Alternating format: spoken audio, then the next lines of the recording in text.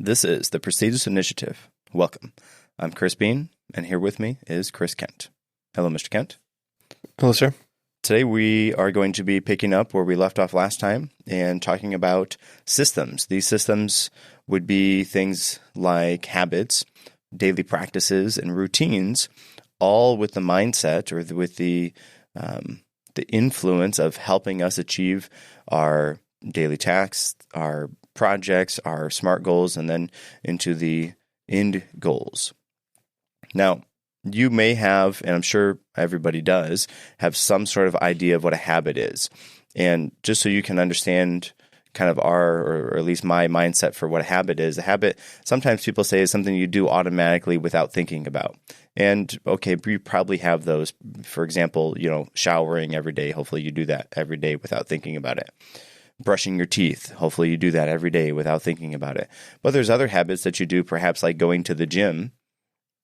That is perhaps a habit or a daily practice or a weekly practice, however you want to think about it.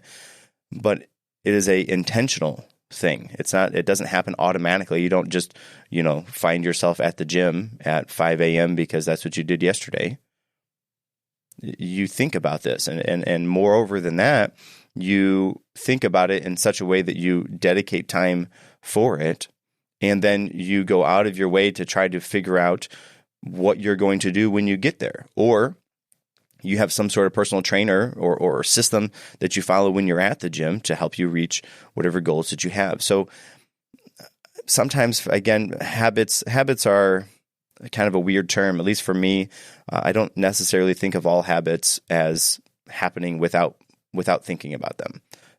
Certainly some of them do happen like that, but I mean, I'm sure we've all been sick before and, you stayed in bed and you missed out on that automatic quote unquote habit of getting up and showering and brushing your teeth because you were sick. You just stayed in bed all day.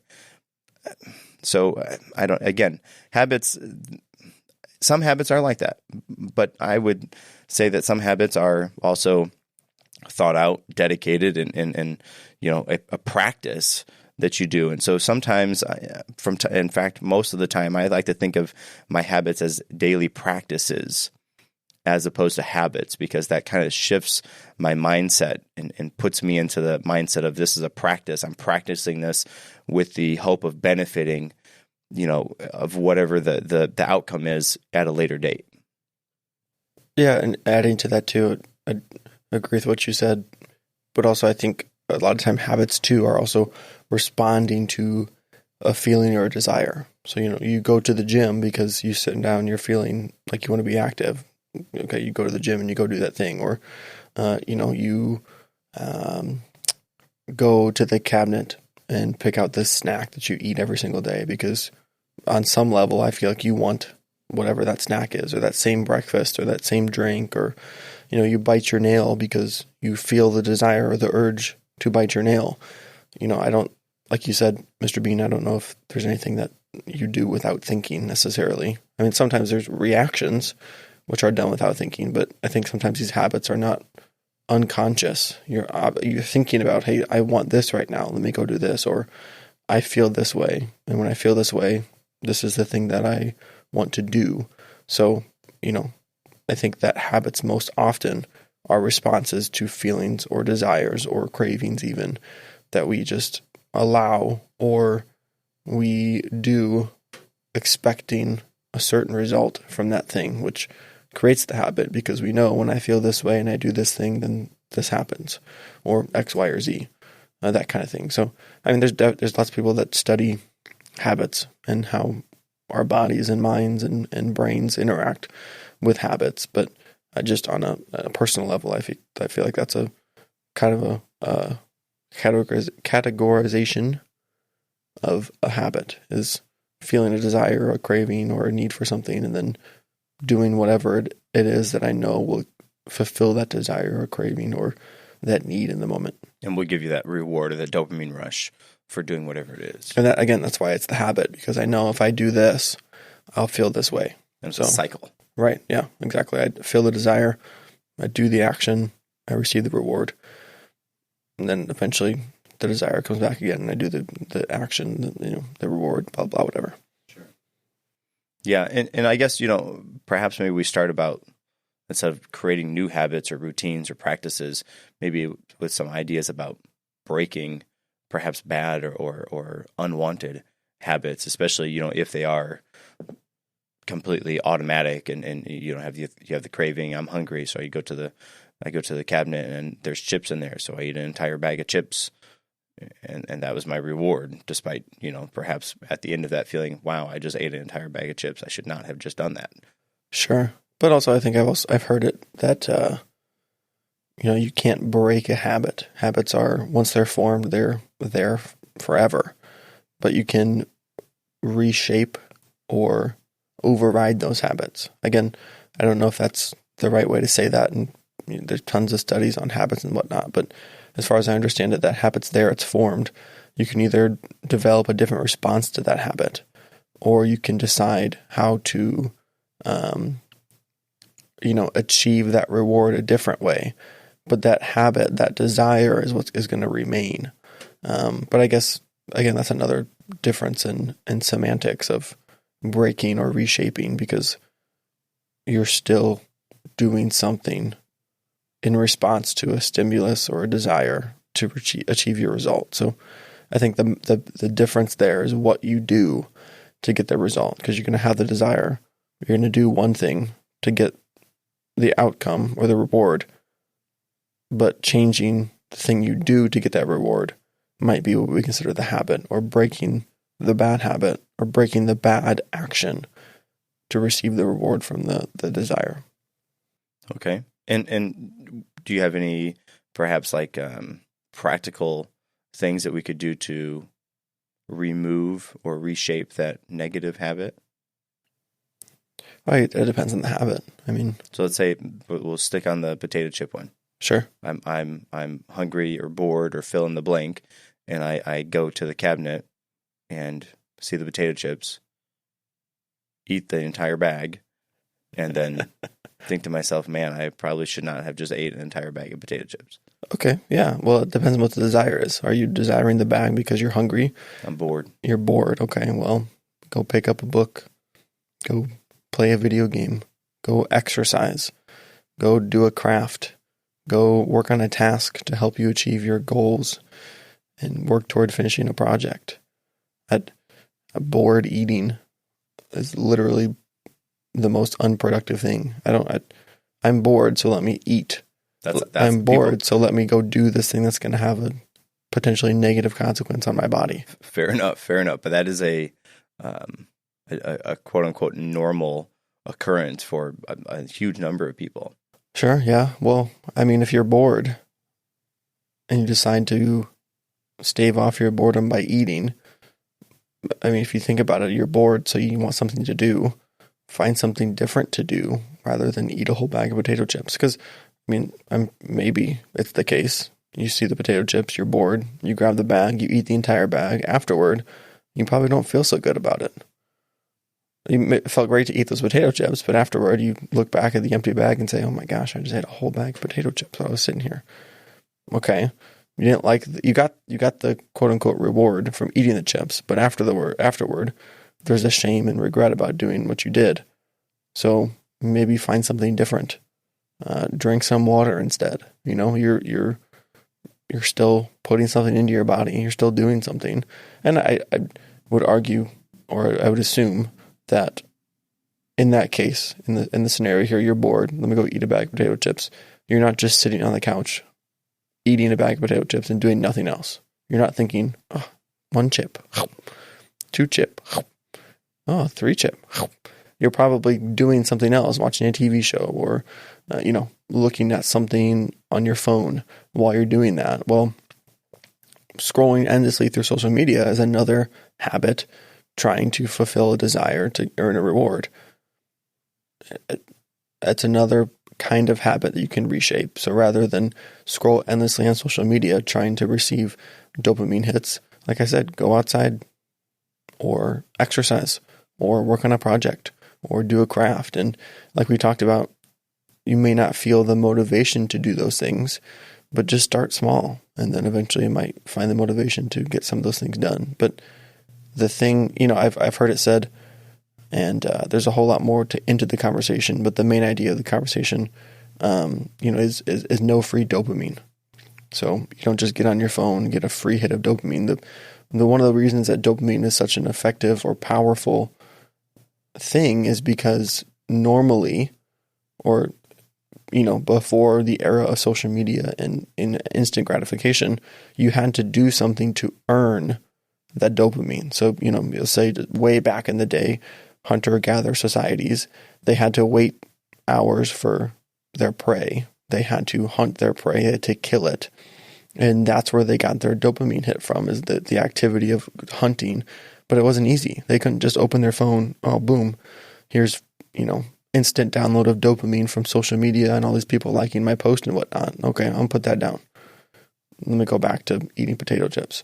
You had to actually put the work in to receive that dopamine and to receive the reward for whatever you were doing, and the desire to feel better or to have that good feeling. So the idea of the free dopamine of, oh, I'm bored, let me go eat some chips and be happy. That's the simplest way, well, not simplest way, but that's a simple way to receive that reward. There was no action or there was nothing you had to do to earn that, which makes it, I don't want to say bad, it's still dopamine, but it creates that constant cycle and that habit of wanting more and more and more and not having to get much into it. But when you got to put the effort forth to get the dopamine and receive the reward, it becomes a lot more meaningful. And I think a lot more, you're going to feel a lot better about it, I think, because you actually had to do something to earn that reward, as opposed to just picking up your phone and receiving it without consequence or without action. Right, and I think you kind of hit on one of the big things, at least in my eyes, is realizing what the craving is, and then what the implied dopamine hit or reward is, and then that feeling, that kind of crash afterwards. And I would say most of the time, if not all of the time, if it is a negative habit, you're going to have the desire, you do the action, and then you have the reward, perhaps followed by like a crash, a down feeling afterwards. But perhaps probably the most important part is realizing, okay, when I feel like X, I want Y to happen. Or when I feel like X, I do Y. And so in knowing that, understanding that, realizing that, picking up on those cues, when you feel down or you feel bored, then you're going to go to the cabinet and find food. Okay, well, step number one, I would think, is, okay, let's find out what that feeling is. Okay, great. When I feel like this, I do this. When you stand at the cabinet and you reach for the potato chips, why am I eating these? Why do I really want these? So it's because I'm bored. Okay, well, let's think about that for a second. Okay, I'm bored because I'm not doing anything. I want to eat the potato chips. What else could I do? Well, there's a huge variety of different things you could do. Now, perhaps to take that a step further is understanding, okay, when I'm bored, I go to the cabinet to look for potato chips. Okay, when you're shopping, don't buy the potato chips. Then, inevitably, later that week or that day when you're home, you perhaps will feel bored. You'll go to the cabinet, look, oh man, I didn't buy any potato chips. I guess I'll have to do something else because I can't have the potato chips. And hopefully you replace, that would be the replacement, or the, what was the other phrase you used? The reshaping of that negative habit into a positive habit, or, perhaps at the bare minimum, a neutral habit, where you go from a bad to it's something that doesn't necessarily have a positive or negative. And then you can perhaps later transition that neutral habit into a positive habit, or a good habit. So number one, and we're using the board potato chip cycle right now. You can plug and play this, I'm sure, for a huge number of different things as far as moving a bad habit to a neutral or even to a good habit. Understanding what the cue is, what is the reason, what is the desire that you want to do the habit. In this situation, it is because you're bored. Okay, when I'm bored, I go to the cabinet and get potato chips. Okay, that's the two factors I want to play with. Okay, then you realize, okay, I'm bored. instead of going to potato chips, I'm going to do this instead. Or you can say, I'm bored. I go to get the potato chips. I didn't buy the potato chips, so I guess I can't eat those. I'll have to do something else. And really, the removal of those things, the removing the opportunity to make it more challenging to do that negative thing is a huge step in reshaping that negative habit into a more positive one. James Clear talks about that in his book, Atomic Habits. If you have a negative habit and you want to change that, make it really difficult to do that. If you talk about social media, if you want to stop endlessly scrolling on social media, delete the app from your phone, or have it not automatically save your password. And so that creates an extra step for you. Either you have to go and re-download that, or you have to open the app and then remember what your password is. And let's be honest, in this day and age, almost nobody remembers what their password is. Either their face does it, their thumb does it, their eyeballs or something. They don't actually have to remember any of that. So then that's an extra step for you. Oh man, what is that password? I'm just going to do something else instead. And so that, that's kind of second thought of that will create hopefully a big enough hurdle that would cause you to think, you know what, maybe I don't actually want to do this and I'll do something more productive instead. Yeah. And what you're talking about, and I don't know the exact terminology that James Clear uses, but you're putting obstacles in the way of that bad habit, or you're putting things between the desire and that unwanted action. So like you said, you don't buy the potato chips. So you feel the desire of being bored and you think, I'll just go grab some chips and munch on those. Then you go to the cabinet and there's no chips there. Yeah. And I guess in that situation, the likelihood of you saying, oh man, there's no potato chips. Let me get in my car, drive to the store, buy the potato chips, and then come home and eat them. That's right. Probably not going to happen. You're making it harder for yourself to do that unwanted or undesired action. And you're making it harder for yourself. Even the social media, I personally have gone through times where I've just taken it entirely off my phone. So I pick up my phone and go to where it was before. I'm like, oh, it's not there. Oh, right. I don't want to spend 3 hours a day on social media. Put my phone down, go do something else. Or like you said, have it on your phone, but log out. So you respond to the desire to want that social media time. You open it, but then it doesn't let you in. Well, that there should stop you and say, oh yeah, I'm trying to be on this less. Let me put it away and then be done.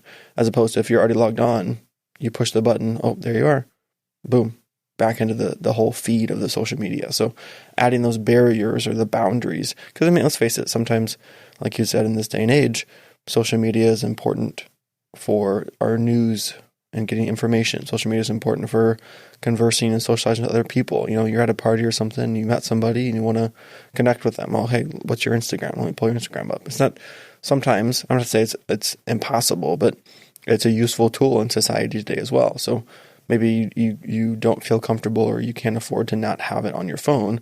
Well, then add that extra barrier in between to stop yourself from mindlessly responding to the desire and doing that undesired habit or the unwanted habit to get your result. You're talking about the way you can kind of break it down of like, hey, I feel this way. What can I do to, I feel this desire. What can I do to achieve the reward that I want? And then using that to kind of break down your bad habits. So like you said, I'm bored. Well, I could go eat potato chips or I can go do something else.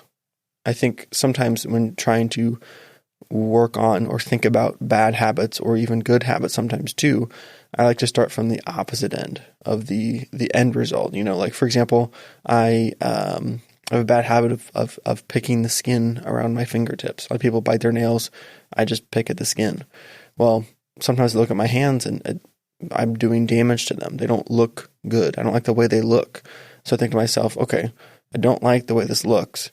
Why does it look like this? Well, because I'm picking at it when I feel a certain way. Okay, well, what is that feeling that I feel? It's X, Y, or Z. And so I want to do something with my hands, or I want to be able to fidget a little bit. And so that's what I do. That's just that's the habit that I've created to respond to certain feelings. Okay, well, now I worked backward kind of, I followed the thing I didn't like. I found out why or how it became like that. And I figured out why it was happening. So now I know, hey, when I start to feel this way, instead of doing this, I can find something else to hopefully make my fingers or my fingernails look better. So, you can work on your habits either way. You can start from the desire or you can start from the end result and kind of assess those and break those down. If you're trying to reshape a bad habit, or if you're trying to take that habit and change it into something that you view as more positive too. So just as you were describing that, it depends on how you look at the habit, but you can attack it from both angles. Creating a bad habit or creating a good habit based on a desire, or reshaping a bad habit based on the outcome of, whatever. So to once again bring it back to potato chips, you look in the mirror and your skin's oily. Well, your skin's oily because you eat a bag of potato chips every single day. So maybe if you don't want your skin to look so oily, you stop eating a bag of potato chips and you eat something different instead. Or rather than eat your potato chips and you're bored, go exercise or go outside or drink, something like that. So again, there's just other multiple ways of breaking down the habits and trying to reshape or form better ones. So I guess the next step would be moving into creating a good habit. Before we do that, do you have anything else to add to the negative habit side?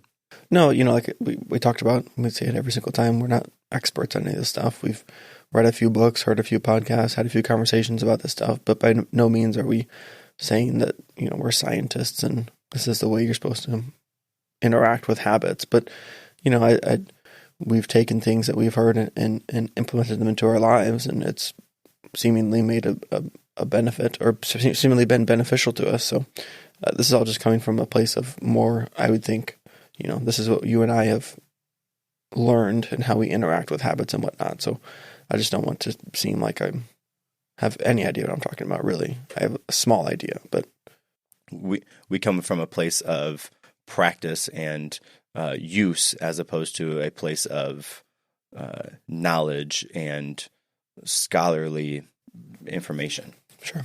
Yeah. Sure. Right. So good habits. Everybody wants good habits. Some people have good habits, and it seems as though some people can just pick up good habits, with ease. I think that part of that comes down to the approach to creating those new habits. And you talked about it's difficult, if not impossible, to get rid of a negative habit, but perhaps to reshape that to a positive, or at the bare minimum a neutral, and then perhaps even override that with a positive habit. And so positive habits, would be examples like going to the gym, reading, showering, basic things like that. But what are some other positive habits that we think being productive, perhaps scheduling your day or your time so it's worth and it's meaningful for you, and what's going to happen, at least on an idea basis. And then what that does is, for you, if you schedule your time as a positive habit, then okay, during this time I'm dedicated to this, and then this other time I can dedicate to this, because you can separate those things because it's scheduled that way. What would be some other perhaps positive habits? Yeah, a couple of them you already mentioned. Good personal hygiene, showering, taking care of yourself, grooming, taking care of your nails, as I mentioned earlier, reading, journaling, making sure that you are consuming healthy foods and things that are good for your body, making time to go outside, making time to spend with friends. We talked about, planning out your day, maybe the night before, having a good bedtime routine, avoiding screens close to bedtime, and winding down, and, stretching, finding some way to maybe do breathing exercises or meditation to try and center yourself and work on projects and tasks to help you feel fulfilled, and just, always work on things that are going to make you better rather than keep you neutral or set you back. Kind of like you talked about with the habits. You want to either, if it's a bad habit, you want to either bring it to neutral or make it something positive. So anything that you're doing throughout the day, you don't want it to take you back a step. You either want it to keep you the same level or even better to make you or help you reach the next level. So, things like that, I think, are all the good things you can try to incorporate into every day. And of course, you can't control every second of every day. Everything happens, or something happens every day that's out of your control that may put a wrench in those plans. But if you try to set aside time to engage with those healthy habits, and you do that every single day purposefully, I don't know how you wouldn't become better, or at least hopefully start to, that motivation follows action thing, start to improve slowly over time and start to do a lot more things that you think are productive and you find are actually helping you to become better. So I think it just starts with planning and sticking to that plan. And the hard part for a lot of this is, yes, there are habits that you can develop and habits that you can stick to, but at the end of the day, all these habits require you to actually do them and require the control and the discipline to get them done. Because, let's be honest, everyone wants to sleep in a little bit longer. You wake up and you're like, oh, if I could sleep 30 more minutes, that'd be great. But sometimes the alarm clock goes off, you got to get up. Now, in the long run, I think that will make you better because you're able to, get the things that you need to do. You're able to stick to a timeline. You're able to do the things you have to do to be able to do the things you want to do later. Not to mention, if you get up earlier, you're going to go to bed sooner. You're going to sleep better, I would think, because you've used the whole day to be able to be productive and actually get things done. So there's a lot to it as well, but some of these habits, like you said, some people pick them up easily. Well, it might just seem like they're picking up easily, but they just have the discipline and the control to do those things every single day. It doesn't mean it's easy, but you just have to do it, which I think is a huge part of making sure that you are setting yourself up for success. And like I said, I'm not saying that everyone wakes up every single day excited to do some of the things that make their life better, but they know that they need to do them. They need to engage with that habit in a positive way. Otherwise, it could go the opposite direction. Instead of getting better, they're getting worse, and that's not what they want for their life.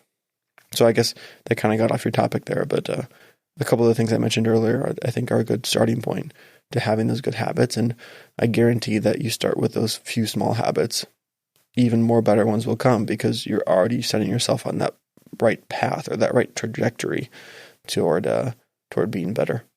Right. And, kind of on the flip side, of course, from a negative habit to a positive habit, if you want to stop a negative habit, you make it difficult to do. On the other side of that, if you want to foster a good habit, then you make it very easy to do. And so one of my practices that I go through is I like to read a book before bed.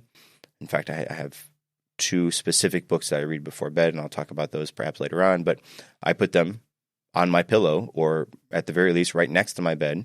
That way, when I get in bed, they're right there. If I put it on my pillow, I have to pick up the book in order to put my head on the pillow. So it makes it very easy to, oh man, I'm just going to read this. And perhaps you start as slow or as low effort as you can. Okay. In my book that I want to read, okay, I want to read 1 paragraph. Okay. Now in practice, obviously you can see, okay, I read 1 paragraph. Actually, I feel like maybe I could read maybe another paragraph or a few more pages. But by setting the bar extremely low, that means 1, it's easy to do because again, it's on my pillow. I have to literally pick this book up, take it off of my pillow in order to put my head on the pillow. While I have it in my hand, I might as well open it up. And if my goal for the day is to read 1 paragraph, okay, that's pretty low. I probably can do that. Okay, let me read this. All right, 1 paragraph. You know what? That was pretty good. I like that. Let me do another one. And then before you know it, maybe you read 5 pages. Okay, you read 5 pages before you go to bed. Great. And then perhaps there's some days you get in bed and you only read 1 paragraph because you're spent from the day or whatever it is. But by making that bar really, really low, it makes it a lot easier to do that habit. And the easiest you can make it, the better. So, on the opposite side of instead of going to bed, but getting up. If in the morning you want to foster a habit of getting up and being active, going to work out, going for a run or whatever specific exercise you want to incorporate, set your clothes out the night before. This is where, and unfortunately, I've talked about this, I think, almost every time so far, but this is where that, two different person kind of idea comes in play. Oftentimes, the person who, you going to bed is a vastly different person than you who wakes up in the morning. You, before you go to bed, you set your alarm clock early. Oh, I'm going to get up. I'm going to do this and this and this. I'm going to have so much time, no problem. And then the you of the morning time, you hit that snooze 15, 20 times. Okay, finally, now I'll get up. And all of those plans that person who, you the prior night set out to try to accomplish are gone, because instead of getting up like you intended on, you hit snooze so many times that you missed over all of that opportunity. So make it hard to stay in bed. Set your alarm clock further away. It forces you to get up out of bed if you're going to hit that snooze. And then you got to walk back to bed to lay back down if that's what you choose to do. And, perhaps along that path, perhaps right next to where you put your alarm clock at is where your workout clothes are. So you get up out of bed, you hit the snooze or the off button for the alarm, and then you see your exercise clothes. You know what? I'm already up. I'm already out of bed. I don't really feel like it, but my clothes are already here. My socks, my shoes, everything. Might as well put these clothes on. And then once you put those clothes on, okay, well, I already got the clothes on. Maybe I'll go and I'll run to the mailbox. I've already ran to the mailbox. Maybe I'll run around the block. And then, however, again, make it as easy as possible, and then set the bar as low as possible to make that effort seemingly effortless, because it's so easy to accomplish those small things. Yeah, I can read one paragraph. Sure, I can run to the mailbox. That's no big deal.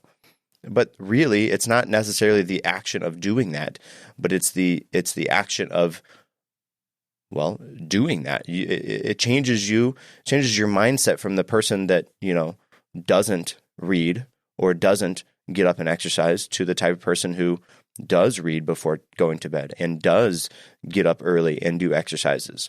And so creating that habit as something that is very easy to do, and the effort is as low as possible, then again changes your mindset from a person who doesn't do those things to a person who does do those things. And that is a huge benefit, and will definitely jumpstart your motivation because of the action, the very small action that you took to do whatever the habit that you set for yourself is. Yeah, it's like you said, it's the exact opposite of setting up those obstacles. So the bad habits, you put things in the way to stop you from doing them. With the good habits, you make it as easy as possible for you to do them.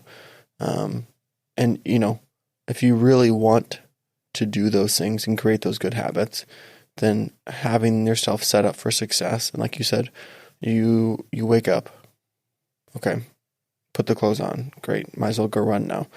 Run down to the mailbox, okay, well, I might as well go farther now. If you really want to do them, it'll help you as you go step by step by step by step. I mean, in theory, if you don't want to be a runner, but you said, maybe I should run today, you run to the mailbox and decide, oh, okay, that's enough, I'm turning around and go back. I would argue, did you really want to do that in the first place? If you've made it that far, set up yourself, so long into success. Again, it's not always going to be super easy to do those things, but if it's something you really want, making it as easy as possible for you to get it done, and then just going out and doing it, I think will be a little bit easier, And like you were talking about, just so many different ways that you can set yourself up for success in these habits. The same way you would try to create obstacles to break them down too. So if you want to get serious about something, then find out a way to say, hey, how can I make this easier for myself? And then, your present self will set your future self up for success and help you to really become the person that you want to be, that does the things that you want to do and creates those habits that are going to make you better. With this whole mindset of habits and practices and creating routines, because really once you establish perhaps reading before bed, I put on my pillow, okay, but when I go to bed, that becomes, I become a person who reads before bed. And by the way, again, as we're talking about this is a huge portion of this is based on James Clear's book, Atomic Habits. If you haven't heard of that, you haven't yet read that, it's on your list.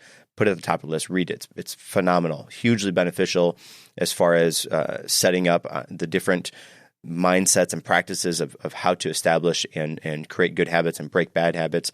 Very, very good. So if I want to become a person who reads, I put my book on my pillow before I go to bed. Or in fact, I put my book on my pillow in the morning after I woke up and made my bed. But then before I go to bed, I read that. Now that changes me from a person who doesn't read to a person who does read. And a part of that really is that becomes part of my routine, part of my daily practices through the day. And so I'm sure most people have a routine, and perhaps your routine is such that every day of the week, Monday through Sunday, every day, every 7 days, or not every 7 days, but each of the 7 days, your routine is exactly the same. I would perhaps think that those people that have the same routine every day of the week perhaps are more productive than the people who have a routine for Monday and a different routine for Tuesday and a different routine for Thursday and so on. Because those people that do it every single day, they're getting that information. They're doing those things, their practices every single day. It's not like, okay, Monday I can sleep until 10:30 and then get up and I have these things to do. And then Tuesday, well, you know what? Tuesday I got to actually be up early. I got to get up at like 5 to do these things. And then Wednesday I got to get up at 9, and your week is all jumbled up. Now, if that works for you, then great. I'm not saying that's not necessarily wrong. I think there's benefit from keeping a steady routine and doing the same type of practices every day, or at least the huge quantity of days. For me, so speaking of routines, let's think about like a morning routine. Having a morning routine, having a midday routine, having an evening routine, and then maybe even like a wind down routine before bed, I think are some very beneficial things to incorporate. And let's think about morning routine. So we talked about this already. The night self, you go get ready to go to bed. You're like, oh man, I'm going to get up early. I'm going to do this, and this. And then the morning self is like, yeah, screw that. I'm hitting snooze and snooze and snooze and snooze and snooze until you can't hit snooze anymore. And finally you get out of bed. You're in the shower for half a minute just to, all right, I showered, brush your teeth, and then you're out the door. You got to go. And you didn't do anything that you wanted to do. So I would say to start having a morning routine, again, set the bar low as possible. Find out the minimum amount of time it takes you to get ready. Okay, so if I have to leave the house by 9 o'clock, let's say, and if I get up at 8:30, I know that I can shower and I can eat something as I'm walking out the door. Okay, that's the bare minimum. Okay, now let's think about maybe one nice thing to add to your morning routine.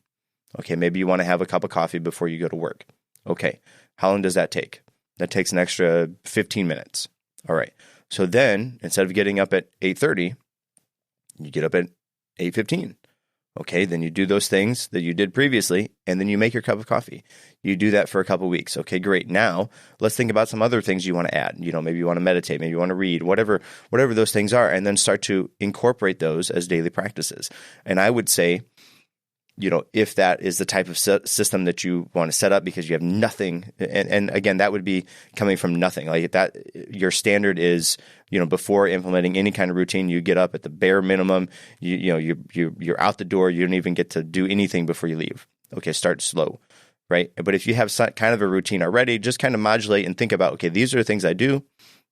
Great. These things are perhaps beneficial. These are neutral. I have to do them anyways, better or for worse. And these are negative. Okay, then you start to tweak and play with those a little bit. Okay, what can I do to improve this? Okay, how much time do I need to account for this? Okay, great. And then do those. Practice those things. Make that a part of your daily practice. And I've said practice now a handful of times. I unfortunately, I can't say practice without saying this next part. So if you've heard this before, forgive me.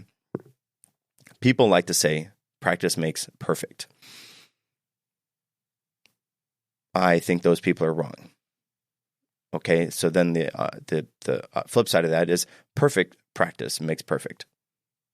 Again, I think those people are wrong.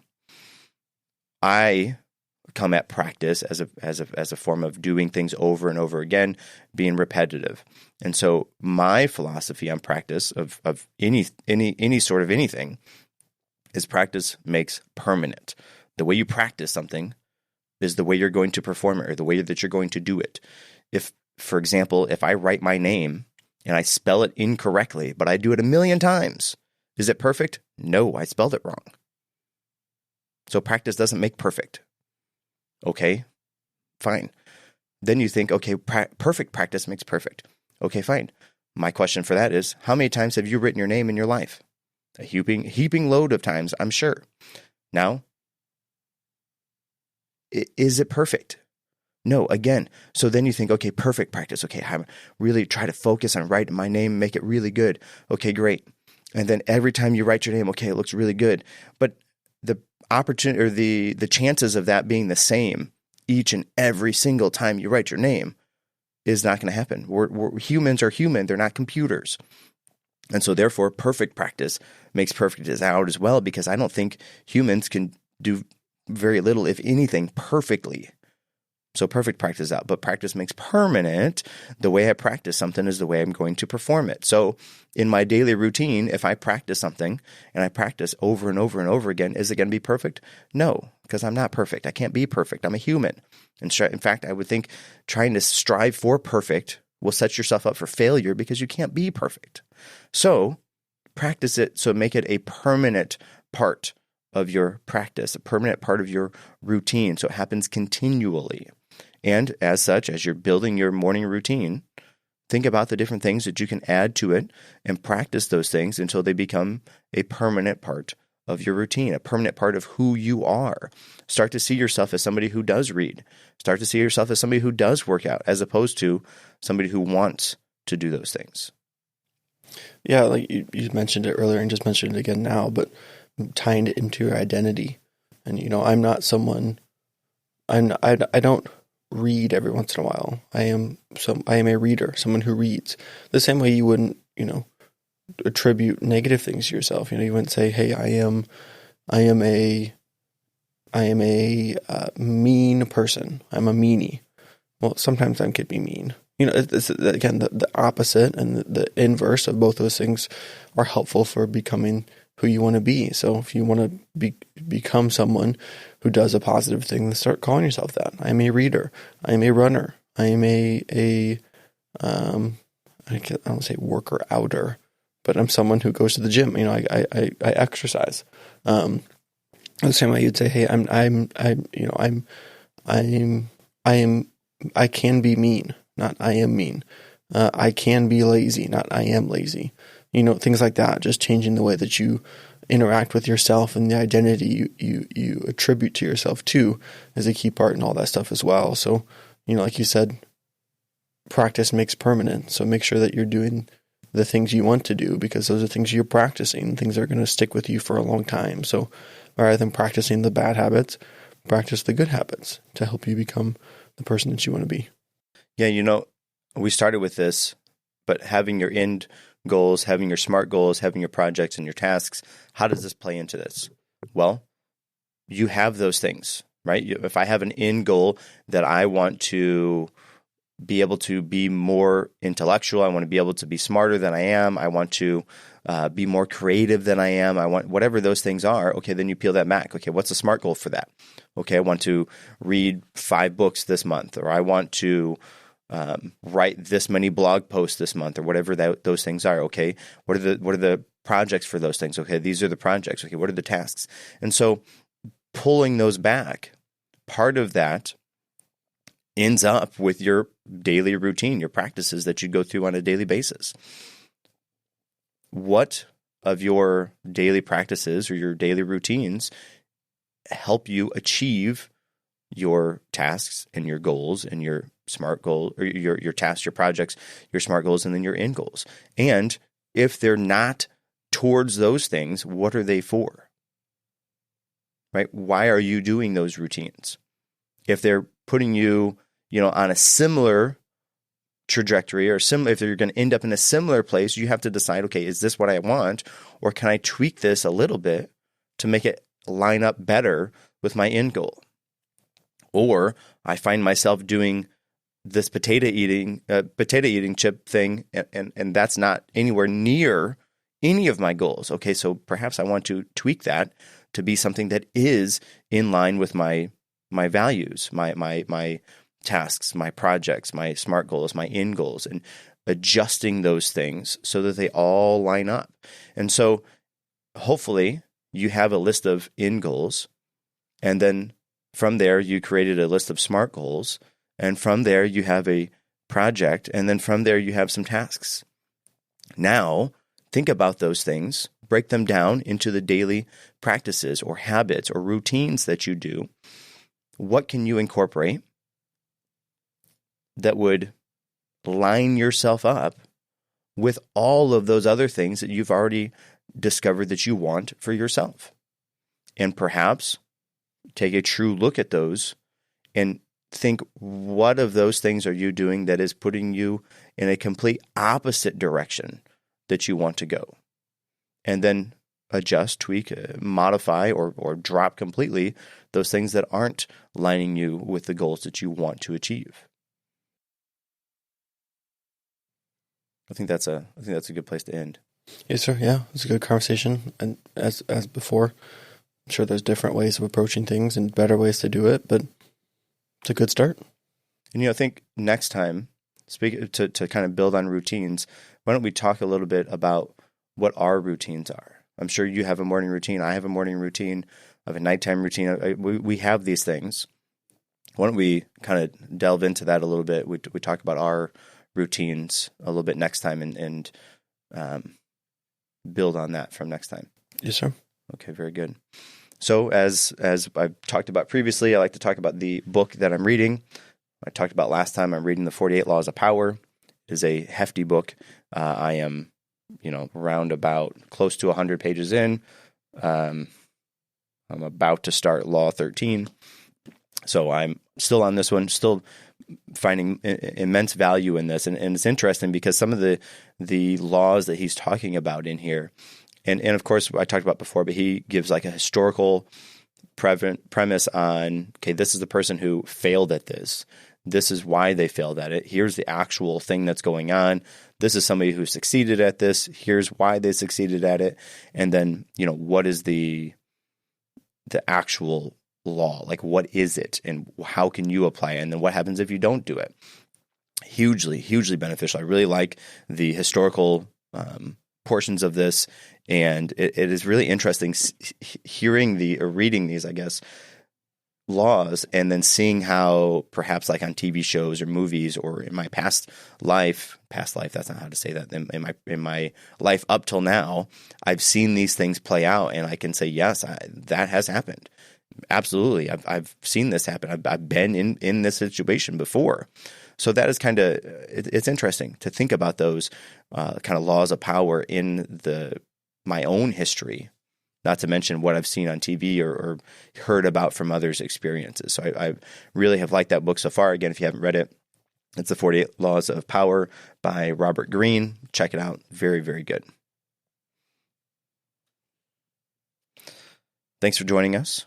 Until next time, take initiative.